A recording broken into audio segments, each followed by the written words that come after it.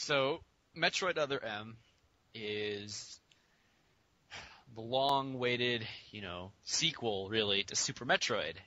Since the Metroid Prime trilogy takes place before Super Metroid, made by different people. This game's actually made by the creator of Metroid, along with, Team Ninja.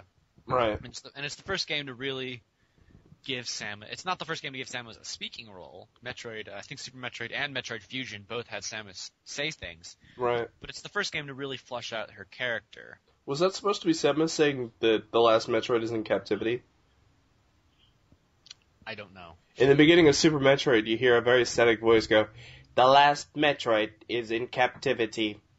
The galaxy is in peace." Oh, I think that's actually. Or I don't at think peace. I don't think that's Samus. That might just be like a prologue thing. Right. But where was I? Oh yeah. So I don't know. I do know. I beat Other M. We beat Other M, right? You beat Oh it yeah. too? Yes. Yeah. I even beat the last boss. Oh yeah. Yeah, so did I. So Other M starts off right after Super Metroid, and immediately Samus is already kind of not the butt-kicking bounty hunter that everyone thought she was, which Right. A lot of. to me is entirely the entire point of the game. Is Samus isn't this person who you thought she was. She's actually a human being. Right. It's helping to develop her character. Right, and I know a lot of people got mad. It's like Nintendo Samus- games with. Yeah, Samus should be walking around and killing things while saying catchy one-liners, not grieving over the death of something. Yeah, seriously. It's like, where's our sexy space bounty hunter? In your mind. Right. And, so pretty much cut a few months later, Samus gets a distress call, goes to the space station, meets up, not on purpose, but meets up with a platoon of Galactic Federation soldiers that she incidentally used to work with. Well, at least two of them. No, I think she worked with all of them. When they show the flashbacks, they're all there. But mainly, Anthony Higgins, Anthony, remember me, Higgins, Yeah. and Adam, any objections, lady, Malkovich. That's another thing. I know I've mentioned this before, maybe not on air, but I remember the first Metroid Other M trailer having "Remember Me," and we all racked our brains. We're like, who could he be? Was he in Metroid Prime? Oh, was it that one guy that died when the Ing showed up? Was that him? No, that couldn't be. And then it turns out he's just some obscure character that was never in any of the games. That was just a cutscene. Just like a conveniently placed cutscene to rattle our brains. Well, see, when I saw that, I immediately knew that this was a new character, because most of the Metroid games don't have Samus interacting with other characters, and he wasn't in Metroid Prime 3, which is like the only game that has Samus interacting with other characters. Right.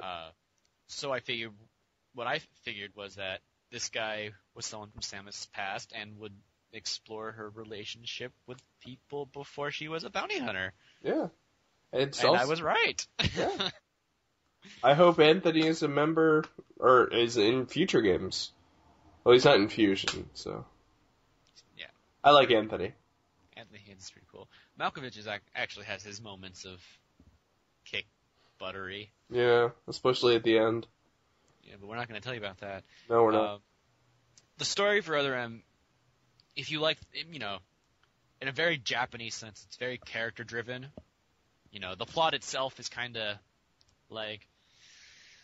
seems not important in the grand scheme of the Metroid universe, but the characters...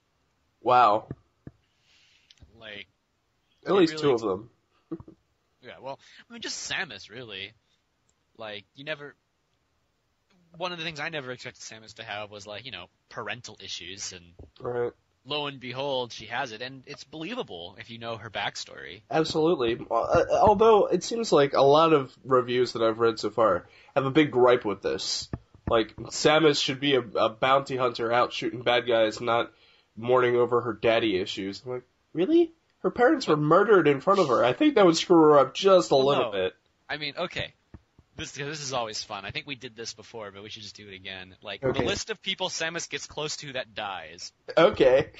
Her parents. Ding! The Chozo. Bong! Let's see. Then you have Metroid Prime, so you have Rundis, Gandrea, and Gore. There you go. Okay.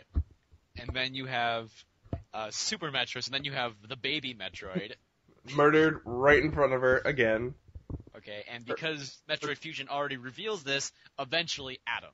Right. And she has to kill Mother Brain, who Yeah. she's somewhat close to, I guess, because, I mean, it was like the Council of the Chozo and all. Yeah, Mother Brain was eventually corrupted And I by the mean- pirates. Right, and she always calls her Mother, not Mother Brain. Right. So- So I mean, it's like these are all the people that Samus gets close to. Right.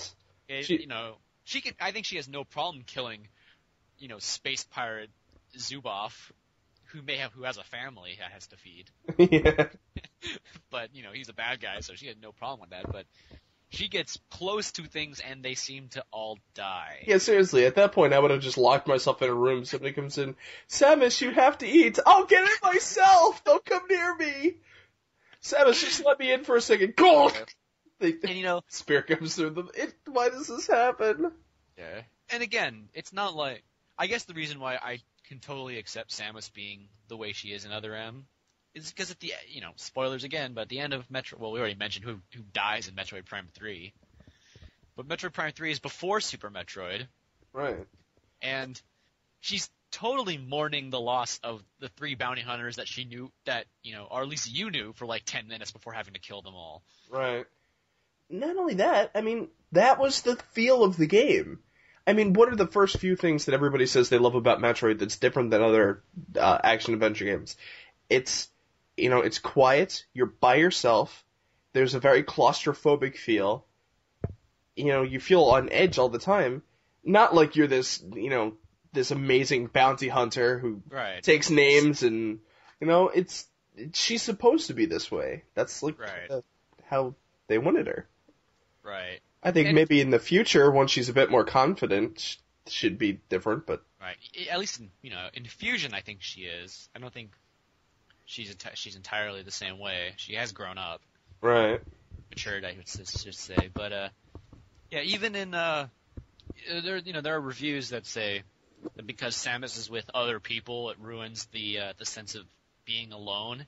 Oh my god. These people must not have played Other M. I think there's two instances where both you and AI characters are firing at monsters, and it's almost always inconsequential. Unless it's just to teach you the controls. Right. Or to build up something for the story. Right. But aside from that, you are pretty much you have to explore this huge, space station, which is probably the size of a large city. And there's let's see, there's 5 in that little platoon plus you joining them to be What? right. You cut There's out. I'm saying you're in this huge space station the size of a large city, and there's only 5 of the Federation soldiers, and then you to make 6 or something. Right. One of them doesn't even go out exploring because he's at Malkovich is at the command center. Right. You all just split up, so it's you're alone most of the time. Right. I mean, it's the mood is perfect. You're in this monster-infested, lonely space colony. All the while, you're worried, A, about your comrades. They're all fighting their own missions. And B, there's a traitor on board. And you're trying to rack your brain trying to figure out who it is. Oh, and don't forget that there's something killing all the monsters in horribly gruesome ways. Right. So, I mean, the feeling of uneasiness just overwhelms you. And then when you confront these giant monsters, it's just, the feel of the game is right on. Right. on top of the beautiful cinematic experience. I mean, this is one of the best. No, this is the best looking cinematic game on the Wii. I mean, I've seen games that try to convey stories. This is far and away, even though it's one of the shortest, the best. The best story on the Wii that I've experienced, at least. Right. You know, I was always, when I was writing a review for this, which if you guys want to see, I can let you see it. It's on a different website. I was tempted to say, although I didn't, that, you know, if Uncharted 2 was like the Indiana Jones of video games, Right. then Other M is like the Aliens of video games. That's a good analogy. Like it has every element of like a sci-fi movie in it. Right. Okay, you mean you're alone on a space station. You have, you know, this advanced weaponry fighting against these monsters who can take a couple shots. Right. And it ultimately leads up to, you know, some conspiracies and some mystery. Right. So yeah. Also, the way it was done too, the way the cameras panned out at the right moment. I mean, the camera was perfect. Oh yeah, and I know I watched one of the developer documentary on the Nintendo channel, and they said they took that into account, like, you know, how the camera would pan out as Samus was running through a corridor. Well, it compensates for the lack of a control stick. You know, some games take that for granted. You know, being able to move your character like so fluidly with a control stick that they don't even bother incorporating an intelligent camera. You know? Even then, though, it's, you know, they don't need to because you can go into first person and look around. Right. They really didn't need. That was a really cool thing. They really didn't need to have a controllable camera because A, you already have one in the form of looking around in first person. Right. And B, it creates a cinematic feel for when you're just running on a corridor and it pans out to show you like the entire space station as you're doing it. Right. And C, you're using the D-pad. Even if you wanted to change to the camera, it would have screwed up the control scheme. I mean, the levels are built so that you pretty much usually only need to hold left, right, down, or up. There's rarely ever an instance where you have to hit, you know, diagonally. And if it is, it's because you're in combat and your finger is just like kind of. Well, even then, the game makes so much use out of just a Wii remote. It's amazing. It's amazing, and other developers should hang their heads in shame that this game hasn't come out yet. I mean, I'm excited to see what Nintendo and Team Ninja have to show for the future. I mean, This game sets some serious boundaries, or milestones or something. I'm glad they did it with Samus. You know, this whole story-driven thing. Quite frankly, as long as they don't, you know, do it to Link. I was just gonna say, I'd like to see The Legend of Zelda take a turn like this. Maybe not in the style that Other M took, but I mean, like,